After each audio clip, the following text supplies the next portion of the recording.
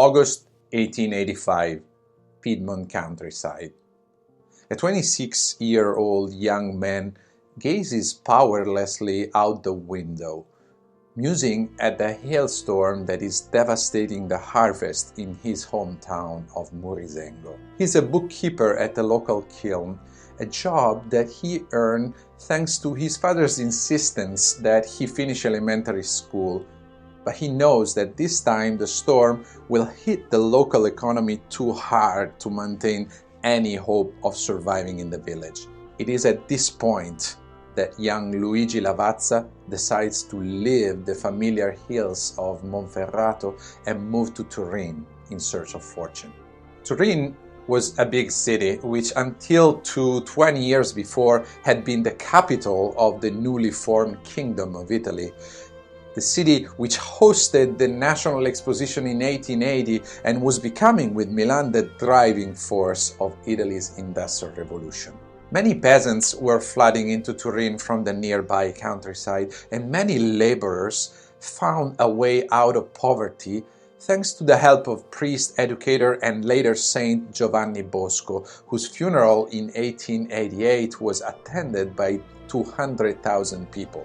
Luigi Lavazza moved to the city at this time. He had a limited education, but he brought with him great faith, endurance, humility, and desire to grow.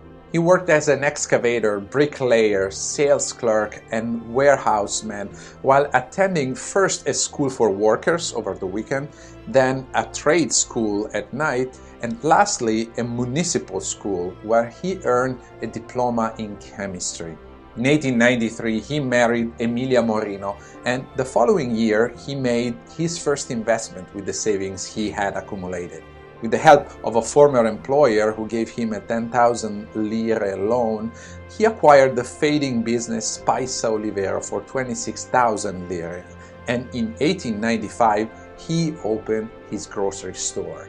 The Drogheria Lavazza, located in the commercial heart of Turin on Via San Tommaso 10, was at a short walking distance from Piazza Castello and the splendor of the city's Royal Theatre. A few months later, on February 1st, 1896, Puccini would premiere his opera La Bohème there, under the direction of young conducting star Arturo Toscanini. Luigi's shop was both a retail and wholesale store. In one way, it served grocery products to an elite clientele, specializing in spices, soup, spirits, and oil. In another way, following the model of local chocolatier Caffarel, the first Italian company to produce large quantities of solid chocolate and the first to craft gianduja out of cocoa, sugar, and hazelnuts, Lavazza also began to sell sugar and coffee as wholesale products, acquiring a large contingent of sugar at an auction in Trieste and connecting with a strong raw coffee supplier in Genoa. Now, the Spanish-American War of 1898 made the sugar trade difficult, as Cuba, the world's major supplier, became the epicenter of the conflict. With regard to coffee, the situation was a bit different, given the facilitating presence of a strong Italian outpost in Brazil, a country which between 1888 and 1901 had become the central destination for Italian immigrants. Why? Well, 1888 is the year when Brazil abolished slavery and Italy passed the first immigration law making it legal to relocate abroad. Brazil had launched a program of incentives for immigrants, offering incoming workers land and tax exemptions to make up for its sudden drop in agricultural workforce and support its growing coffee exports. Italian peasants who had been going back and forth to Brazil to take advantage of reverse seasons and gain a winter salary started to organize a more stable long-term presence in the country after the 1888 law. The mix of incentives, cultural closeness, and year-long employment had made Brazil the privileged destination for Italian immigrants, at least until the passing of a new restrictive law in 1901, which limited immigration to the country and triggered rising departures for the United States. Against this backdrop, the harbor of Genoa had become a central hub in the transportation of labor force and goods. Lavazza, who had acquired first-hand knowledge in Brazil, developed contacts in Genoa to acquire raw product in large quantities and started to treat coffee in the back of his shop, roasting it and blending different varieties in new personal recipes following his customers' requests. What he created in his workshop was not just a signature product for his store's clients, but also a new concept of transformed coffee for personal use.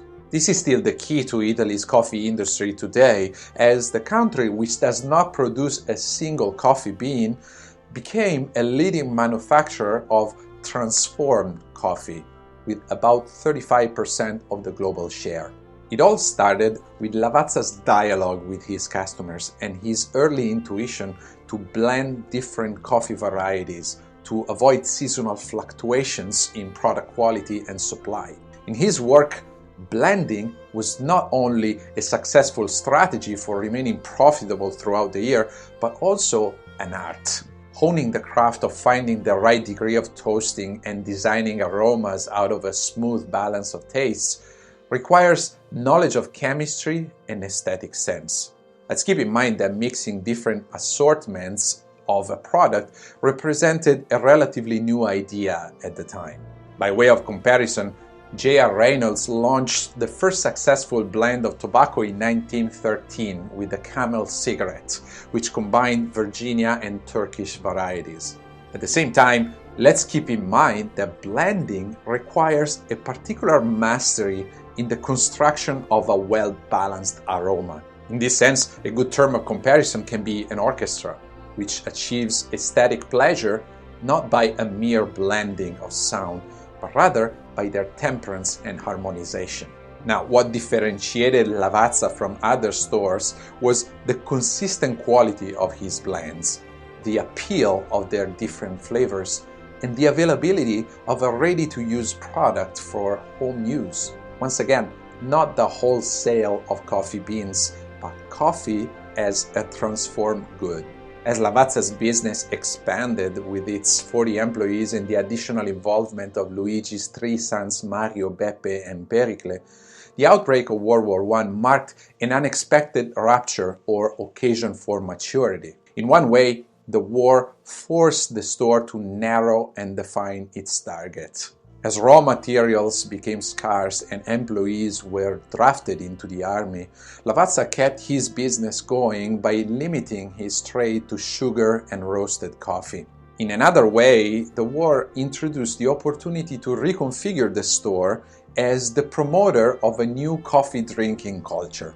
As the company sent large contingents of blends to the front to remedy the chronic exhaustion of soldiers, the habit of coffee drinking began to spread in the trenches, extending to generals and veterans, thus generating a growing demand for coffee in the post-war years.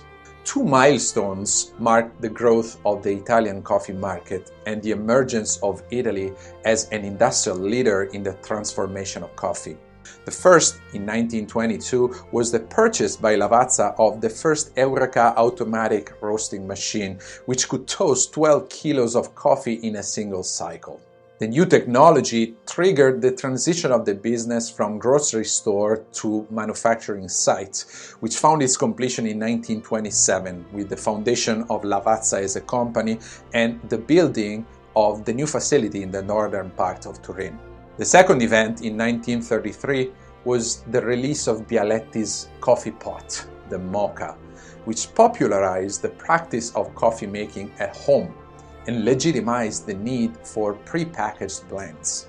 The gradual affirmation of home espresso over bar consumption was a key factor behind two investments, which would define the later evolution of the Lavazza brand. In transportation, with a fleet of vans delivering all over Piedmont, and in packaging to preserve the aroma longer and permit wider distribution. The peak of the company's ascent can be traced to 1935, when the Brazilian government invited Luigi Lavazza to visit the country. His 2-month trip to South America would be his last mission before handing the company over to his children the following year, but also a defining moment for the brand's future identity. In Brazil, Lavazza was shocked to see how coffee was being used as a replacement for asphalt or coal, and vowed to spend the rest of his life defending and preserving the natural environment, as summed up in his famous resolution: "I can no longer stay in a world that destroys the fruits of nature." The trip would lead him to the decision to retire as a farmer in his hometown of Morizengo, and would affect his company's long-lasting commitment to sustainability and fair trade over the following decades. The years of his retirement from 1936 until his death in 1949 would coincide, however, with the most difficult time for his coffee business.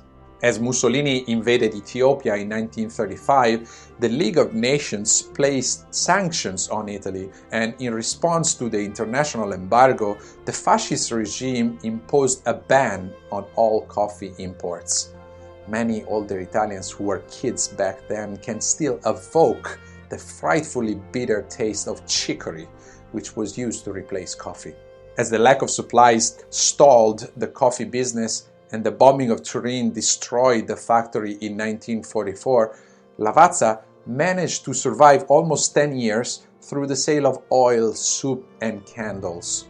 Coffee production resumed only after the war, as visually ratified in the company's new logo, designed in 1946 by Aerostudio Borghi, and featuring coffee beans, a smoking hot cup, and the Lavazza logotype with the big A in the central position. This image projects and foreshadows the extraordinary ascent of the business in the second half of the 20th century. After the founder's death in 1949, two of his intuitions became distinctive traits of Lavazza's leadership in the sector: the use of packaging as a promotional tool and the emphasis on environmental sustainability. From early wrappers to vacuum-packed tins, packaging was a defining element of the brand's success. From trucks and vans to post-war distribution, packaging moved from a successful strategy of preservation of the product's freshness to a design trademark, visually constructing the identity of the brand and its new promotional language. In 1957, the company first invested in TV advertising, the so-called Carosello, crafting with the characters of Carmencita and Caballero its first storytelling series. Many more would follow over the decades, with actor Nino Manfredi, the duo Paolo Bonolis and Luca Laurenti, or comedian Maurizio Crozza, transforming the brand into an avant-garde of marketing communication. I invite you to watch two recent campaigns: More Than Italian, developed in collaboration with Premier League soccer players, and There's More to Taste, dedicated to Luigi Lavazza and featuring the renowned actor Sergio Castellitto. In these ads, we see the evolution from a successful graphic identity into storytelling, or in other words, the organic relationship between functional and aesthetic branding. The product is the story. The second element of continuity with Lavazza's founder is the focus on environmental sustainability, which finds expression in the production of dedicated calendars featuring the works of top photographers like Helmut Newton or Annie Leibovitz, among others. In my opinion, the 2017 calendar, We Are What We Live, sums up the brand's genuine commitment to sustainable practices of cultivation and coffee trade. The video production accompanying the calendar expresses it well. There is a difference between residing in a territory and inhabiting it. Inhabiting has a deeper meaning that involves not only our material relationship with a place, but also, and above all, an intimate social, cultural, and spiritual bond between humans and their environment. While becoming the market leader in Italy, expanding into over 60 countries, and even going to space, as Italian astronaut Samantha Cristoforetti brewed the first espresso at the International Space Station, the brand continued to retain its founder's sense that it is no longer possible to do business by wasting the fruit of the earth, and organically applied it to society, culture, and our common home. At the conclusion of our chat, I can't but invite you to travel to Turin, which hosted the 2006 Winter Olympics and is one of the most dynamic urban environments in Italy. And of course, I strongly recommend that you visit both the Museo Lavazza and the coffee shop San Tommaso 10 Lavazza, San Tommaso 10, which is located on the site of the company's original store. In those places, you will find the fruits of Luigi Lavazza's living legacy. The legacy of a man who did not allow himself to fall into the temptation of fatalism or despair after the destruction of the harvest in Morisengo, but who patiently labored to improve himself and continue to grow.